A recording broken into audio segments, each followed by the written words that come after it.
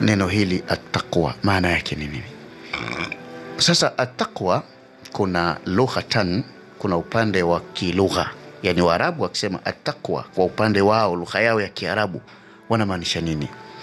Mmoja katika mabingwa wanatuambia at-taqwa lughatan ay al-maana al-lughawi, uchamungu maana yake katika lugha hiya al-wiqayatu wal-hifdh. Al-wiqayatu wal-hifdh yani at-taqwa taati, anasema min maddat waqa, katika zile fi'li tunazita fi'li verbs zile. Katika lugha ya Kiarabu kuna kitu kinaitwa ismu, kuna kitu kinaitwa fi'l. Fi'l yani kitendo, inatoka katika msemo waqa. Waqa maana yake amekinga,